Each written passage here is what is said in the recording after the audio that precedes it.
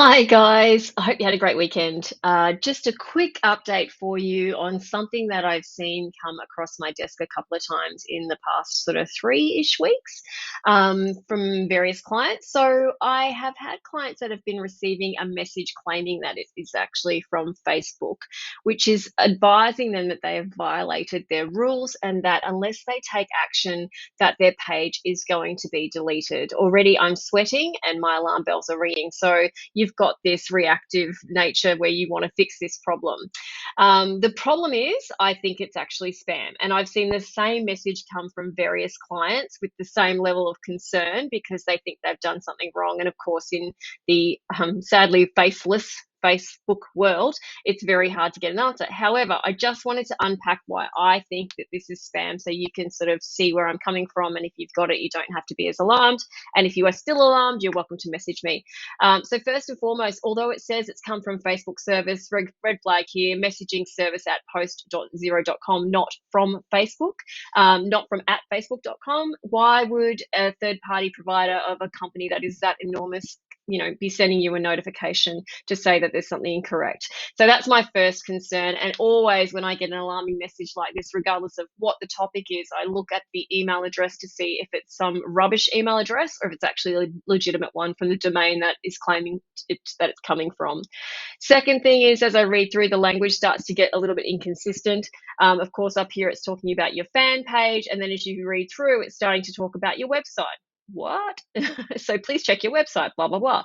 For appealing more information on the status of your website. Again, doesn't make sense. So, yeah, that's the language is the second red flag for me. Third one is that it wants you. This is the action it wants you to take. It wants you to click on this link, which then takes you to this page, which, if I look, is actually really similar to a normal business page, right? So up the top here, it's got restriction form. Yeah, so we're still consistent in being alarmed at this point, thinking that we need to take action.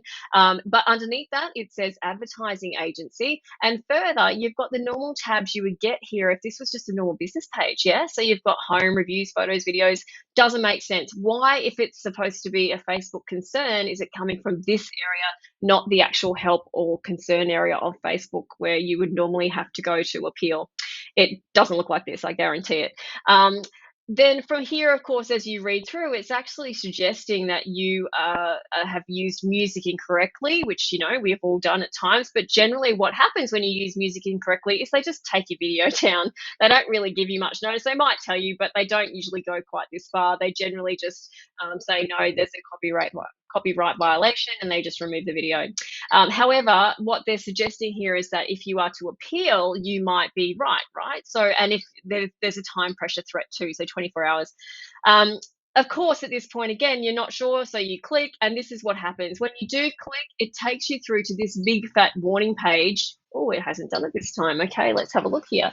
If it's actually trying to take you to another page that's got nothing to do with Facebook. So once again, I would definitely not do that. And if you do that, what will happen is it's probably going to ask you for your details in terms of your login details for Facebook, or otherwise it's going to encourage you to install some software so it can sort of follow you around the internet and glean your personal information for the sake of hacking you or taking your money or all those nefarious things. So I thought I'd just sort of share that because I'm seeing it happen, as I said, a few more times. If you know of anyone else who is potentially susceptible to something like this, I'd love you to share this post to them. And of course, as I said, if you do have any further questions, you're welcome to message me. All the best and stay safe online. See ya.